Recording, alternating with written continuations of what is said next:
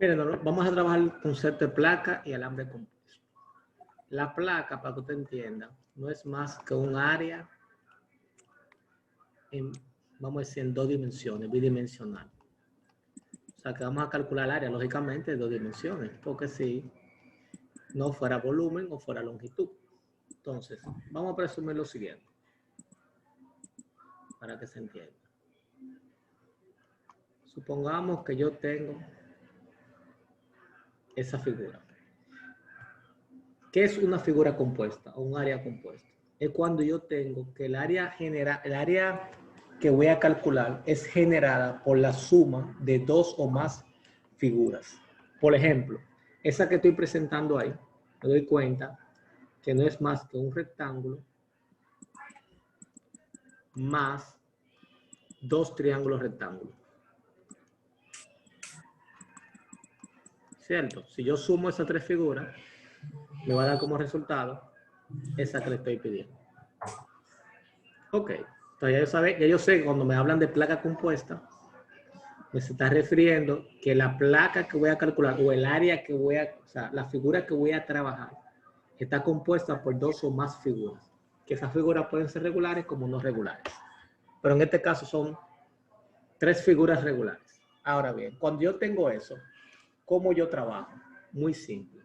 Ustedes aprendieron en la clase pasada que la posición del centroide en X no es más que Q sub Y dividido entre el área. Y Y super barra o el centroide en Y va a ser a Q sub X sobre el área. Y aprendimos también que Q sub Y es igual a la integral de Y diferencial de área y Q sub X es el integral de X diferencial de área. Pero eso salió originalmente de una sumatoria de las AI por las X sub Y. Y en este caso, una sumatoria, discúlpenme, la de arriba no es X sub Y, es Y sub Y. Y esta es A sub Y por X sub Y, siendo XY y Y los centroides de la figura Y o del área Y. Lo que hacíamos en ese momento que tomamos un pequeño diferencial.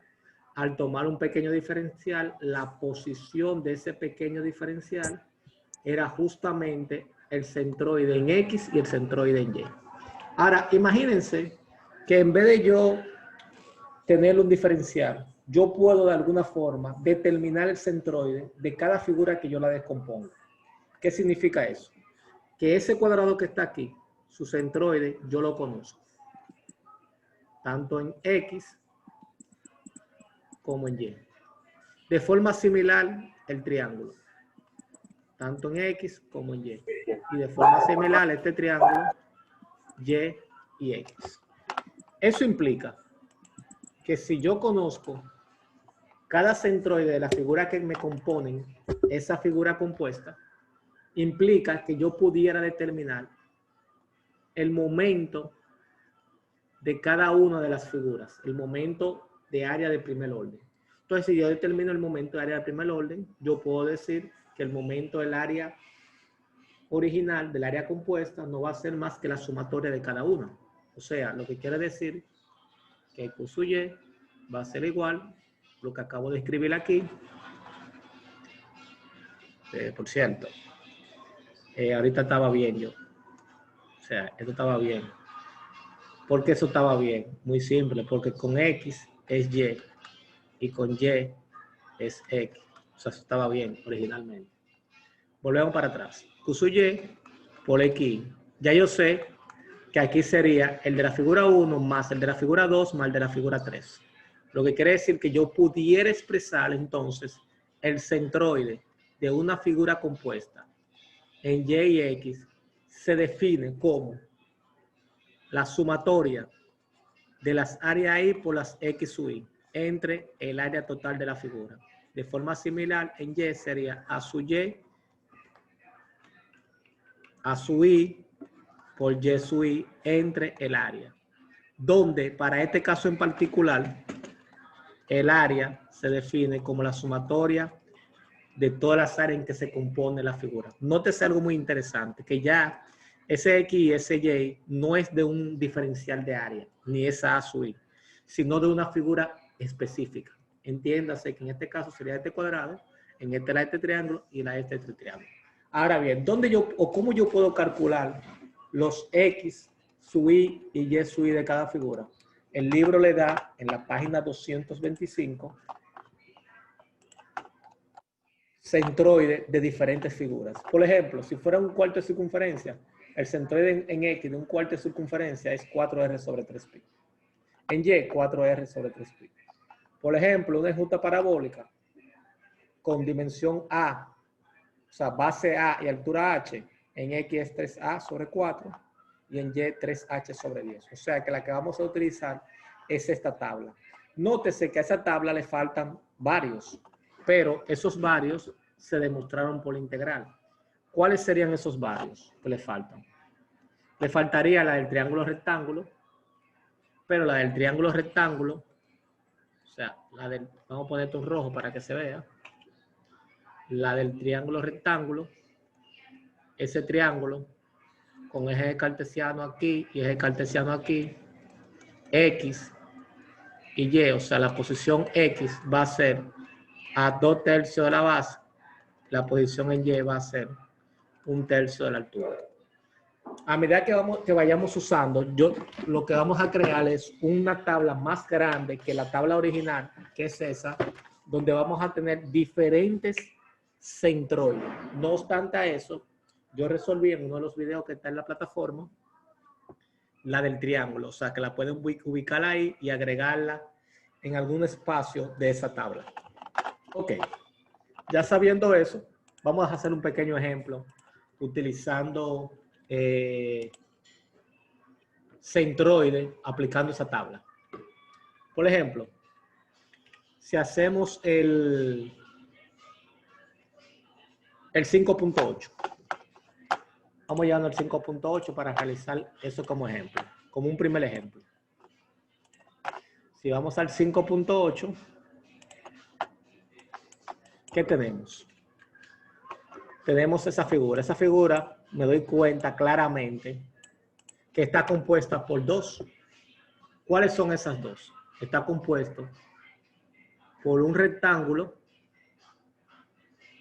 que sería ese rectángulo que está ahí, menos una semicircunferencia. Nótese que si a ese rectángulo yo le saco esa semicircunferencia, me va a dar como resultado esa figura que está marcada ahí. Lo que quiere decir que para yo calcular el centroide de esa figura, primero necesito determinar por la fórmula 1 y la fórmula 2 que estoy nombrando, necesito determinar las áreas de cada figura, el centroide de cada figura, tanto en X como Y, y luego que tenga cada uno de esos parámetros para cada una de las figuras dadas, o sea, que componen a la figura que estoy determinando, voy a poder determinar cuál sería el centroide de la figura pedida. Lo que quiere decir que en este caso, como tenemos dos figuras, vamos a empezar con la figura número 1, determinando sus propiedades. Yo sé que la figura número 1 es un rectángulo que tiene como base 30 pulgadas y altura 50 pulgadas. ¿Estamos claros? Ok. Esa figura tiene como área, sabemos que el área de un rectángulo, vamos a llamar esa área 1, sería 30 por 50. O sea que estamos hablando que sería unos 1500. Comprobamos, por si acaso, 1500 pulgadas al cuadrado. Vamos a calcular el centroide X1 y Y1. Yo sé que el centro de un rectángulo está a la mitad de la base y a la mitad de la altura. Por tanto, en este caso sería 30 sobre 2 igual a 15 pulgadas. Y en Y sería 50 sobre 2, que sería 25 pulgadas. O sea, ya tenemos las tres propiedades que necesitamos de la figura 1. O sea, de esta. Ahora vamos a trabajar con la figura 2. Vamos a moverlo un poquito.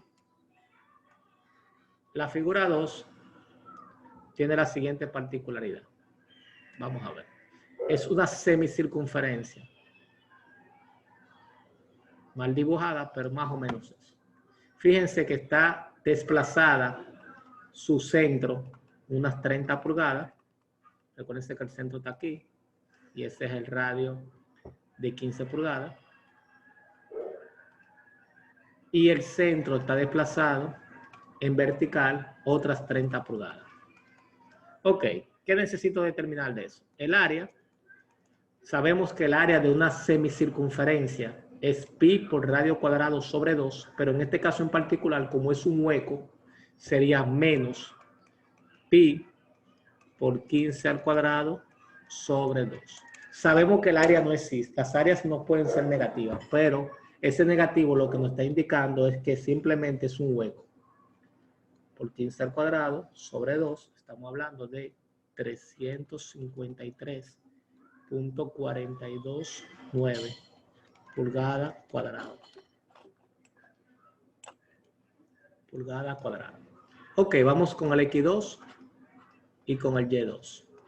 Entonces, para poder terminar ese centroide, lo que hago es que voy a la página 225, veo si en la página 225 hay una figura equivalente a esa. Nótese, si se percatan, y me voy a llevar exactamente la figura que me interesa. Mírenla ahí. Ok, si me llevo eso para donde estoy realizando el ejercicio.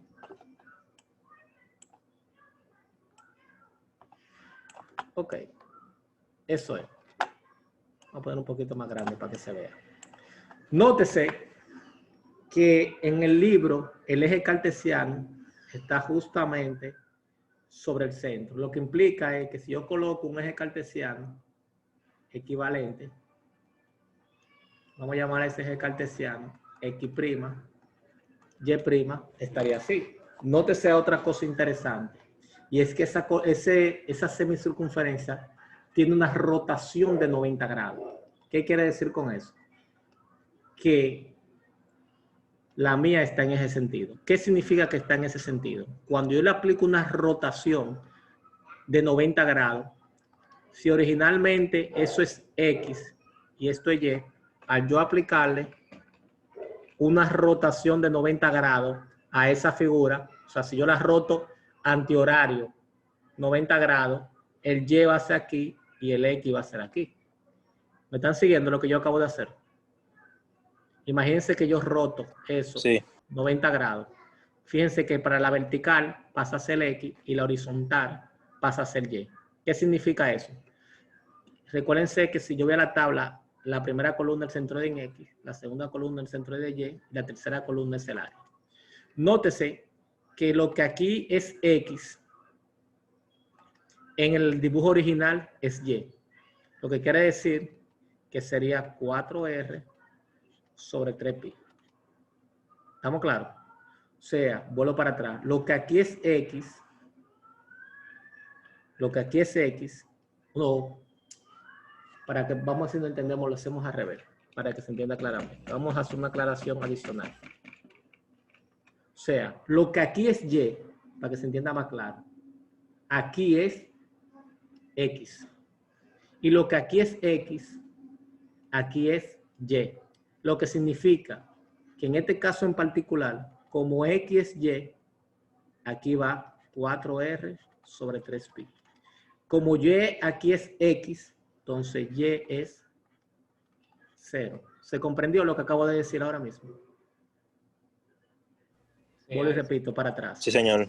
Al ver una rotación de 90, o sea, las coordenadas rotan. Lo que quiere decir que lo que era X original va a ser su respectivo 90 grados, o sea, Y. Y lo que es Y es X. O sea que aquí sería 0, 4R sobre 3pi. Vamos entonces a convertir eso aquí. Nótese algo también importante, muy importante, que el centroide está en el lado de los negativos. Por tanto, esto sería negativo y el 0 es 0. ¿Se entendió por qué negativo? Porque es positivo a la derecha y negativo a la izquierda. Por tanto, aquí sería menos 4 por R.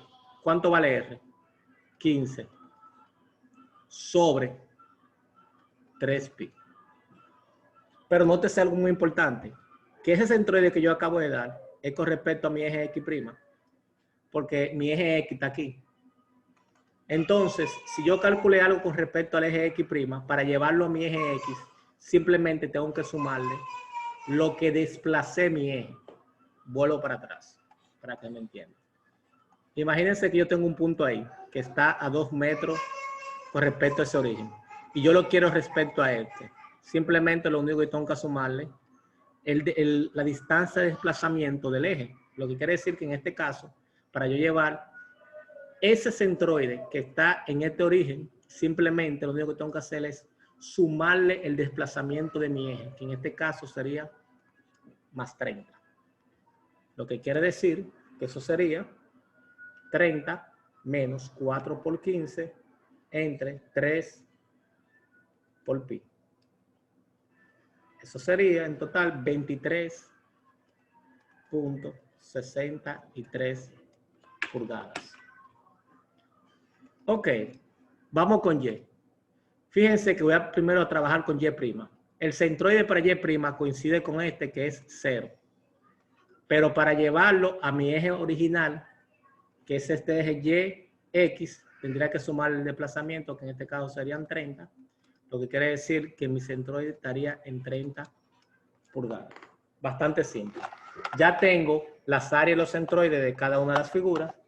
Simplemente procedo a determinar por fórmula, la fórmula que describí ahorita, que decía que la posición de X es la sumatoria de los AI por X sobre el área de la figura, lo que quiere decir, en este caso en particular, que sería 1500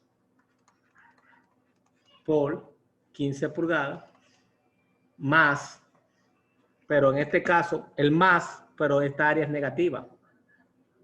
Recuérdense que esa área negativa por un hueco, entonces sería menos 353.429 multiplicado por la distancia en X, que en este caso es 23.63, sobre el área. El área es la suma de ambas áreas. Entiéndase, 1500 menos 353.429.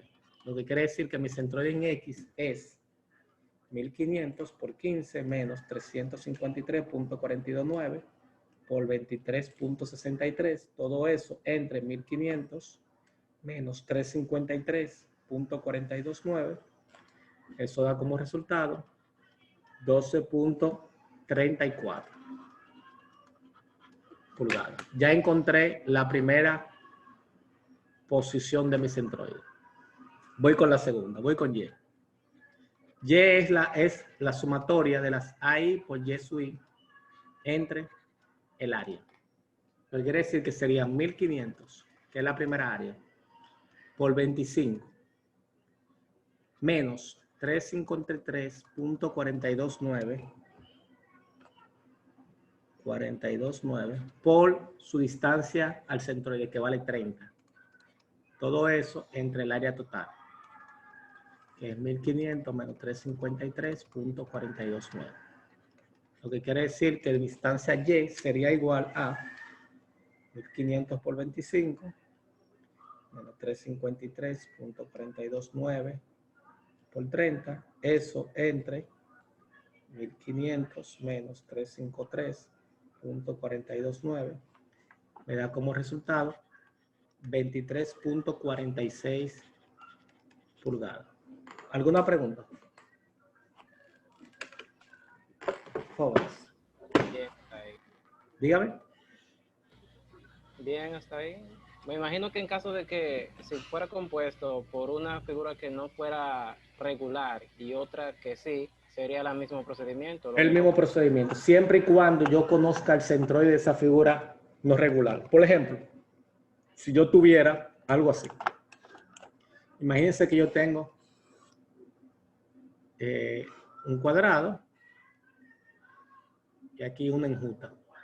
Y esa enjuta te dice que Y es igual a K por X cuadrado.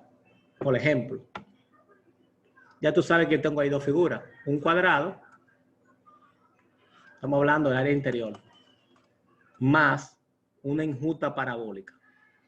para los que no entienden el concepto de enjuta, una enjuta es si yo tengo una curva, por ejemplo esa curva, el área que me queda debajo de la función, por ejemplo, si eso es una parábola, esa área que está ahí abajo es la que se conoce como enjuta. En este caso sería una enjuta parabólica. Entonces, ¿por qué le hago el comentario de esa enjuta parabólica específicamente? Es porque el libro se la da, miren la enjuta parabólica. Y te da también una enjuta general para una función de n grados. ¿Estamos claros? O sea que tenemos toda la información necesaria.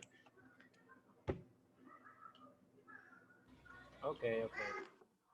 ¿Se comprende? Sí, sí. Ok, vamos a hacer otro ejercicio para ver si que tenemos claro.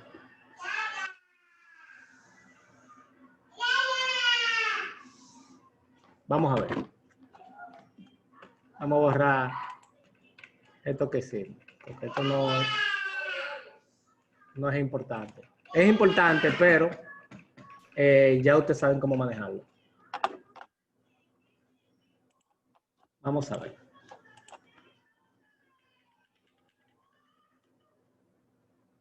Por ejemplo, vamos a hacer el 510.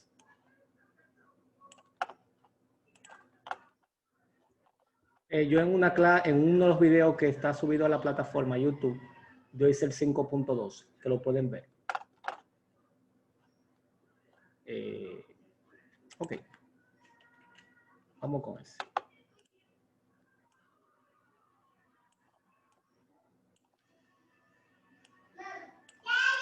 Ok, ahí, ¿cómo está compuesto eso? Lógicamente nos damos cuenta que está compuesto por dos figuras. ¿Cuáles son las dos figuras? Un triángulo y Una semielipse más un triángulo que está aquí abajo. ¿Esa es? Entonces trabajamos. Figura 1. La figura 1, ¿quién sería? Un segundito.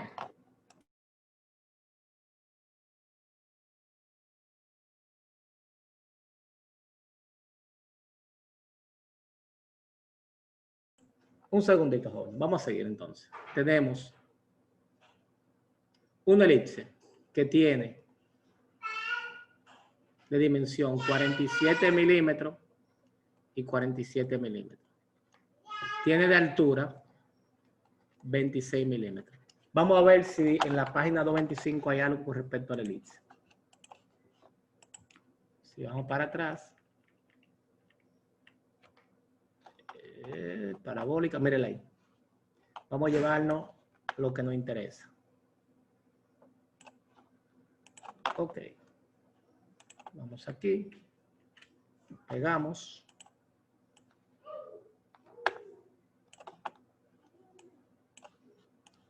Ok, tenemos eso. Lo primero es que el área de la figura 1, fíjense que dice cuarto de elipse y área elíptica. Lo que quiere decir que es esta que tenemos que usar. Y el área me dice que es igual a pi por A por B sobre 2. Siendo A del centro de la elipse hacia el extremo, que en este caso A vale 47. B, que es la altura, sería en este caso 26 sobre 2. Lo que quiere decir que sería pi por 47 por 26 entre 2. 1919.51 milímetros cuadrados. Vamos con la posición en X de la figura 1 y la posición en Y de la figura 1. Nótese que por casualidad de la vida, la elipse está justamente igual que la de la tabla. Lo que quiere decir que el X1 va a ser 0 y el Y1 va a ser, en este caso, 4B sobre 3pi. O lo mismo que decir 4 por 26 sobre 3pi. Lo que quiere decir será 4 por 26 entre 3 por pi. Me da como resultado 11.03 milímetros. Son 11.03 milímetros. Vamos con la figura 2. Ok. Figura 2. La figura 2 es una figura que tiene la siguiente característica. Tiene base 70. De aquí a aquí hay 47. Y de aquí a aquí hay 47 milímetros. Lo que quiere decir que el área, que es bastante sencilla, base por altura, partido 2, o sea, 70 por 94 sobre 2. Ok, sería 70 por 94 entre 2, 3.290 milímetros cuadrados. Ahora bien, vamos a ver,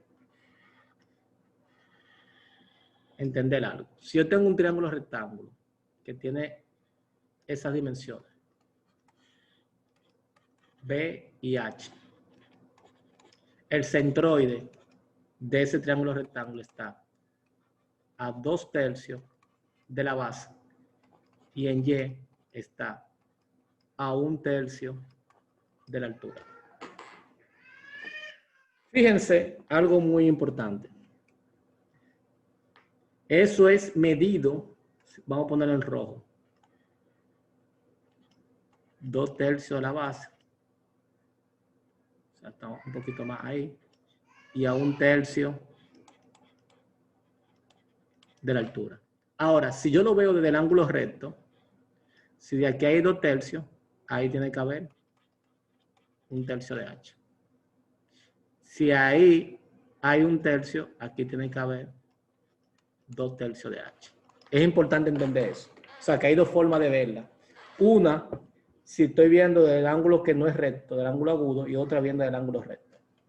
Ahora bien, para nuestro caso en particular, vamos a asumir que nuestro eje está ahí. Ese va a ser el eje X, este va a ser Y, y este va a ser Y'. ¿Estamos claros? ¿Qué significa eso? Significa que el X centroidal de esta figura, medida con respecto a este desplazamiento del origen, fíjense que viene siendo el ángulo recto. ¿Lo ven? ¿Qué he medido desde ahí? Me explico para que se entienda claramente y no haya confusión alguna. Si yo pusiera el triángulo rectángulo en esta posición, lo van a ver clarísimo ahora. El X va a ser 1/3 de la base y el Y va a ser 1/3 de la altura. Nótese que ese triángulo y este triángulo son prácticamente iguales, con la única particularidad que tiene un mirror, o sea, que tiene un reflejo. Nuestro triángulo realmente está así. Así. Lo que quiere decir que si nuestro triángulo está así, en X, fíjense que está del lado positivo, 1/3 de la base, pero en Y, en este caso, está hacia abajo negativo, sería menos 1/3 de H. Lo que quiere decir que en nuestro caso aquí en particular, X está a 1/3 ¿de quién? De la base, que en este caso la base es 94. Pero nótese que nuestro origen está desplazado en el eje X, una distancia de 47, porque esto está con respecto a este origen del plano Y'(X). Por tanto, como tiene un desplazamiento de 47, pero como es hacia la izquierda, habría que restarle 47.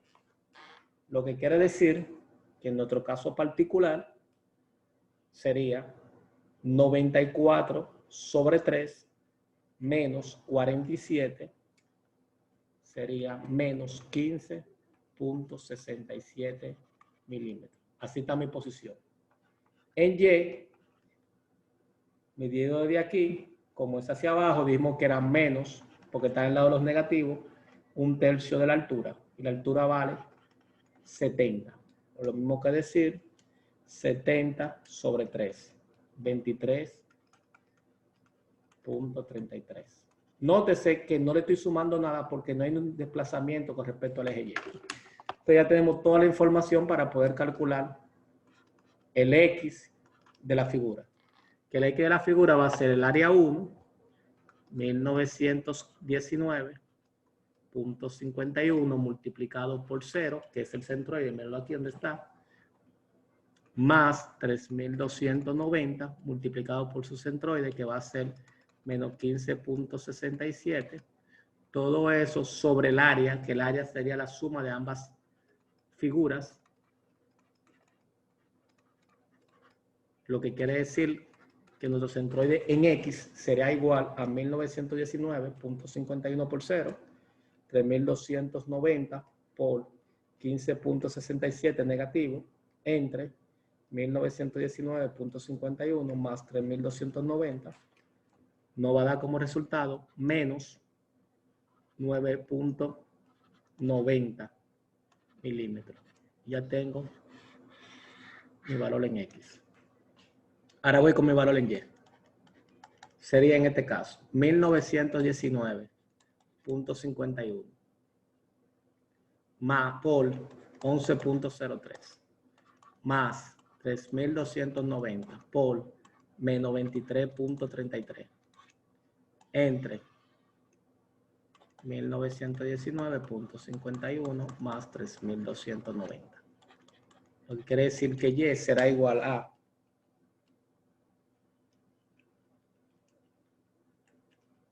90 por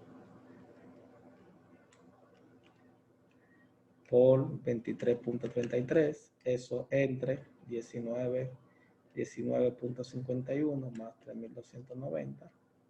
Y eso me da como resultado menos 10.67 milímetros. Y ahí terminamos nuestro ejercicio. ¿Alguna pregunta? Sí, yo tengo una, maestro. En la parte que está con rojo ahí, yo veo un 2 tercios ahí. ¿Cuál? Y usted, en el aquí, segundo. Aquí. Ajá, ahí mismo. Ajá.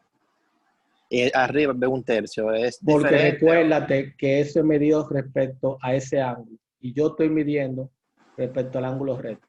Como es respecto al ángulo recto, es 1 tercio de H. Es un Mira tercio, dónde, sí, mira dónde te lo planteé aquí abajo. Ya, I got it. Gracias, maestro. No pasa nada, para eso estamos. ¿Qué otra pregunta?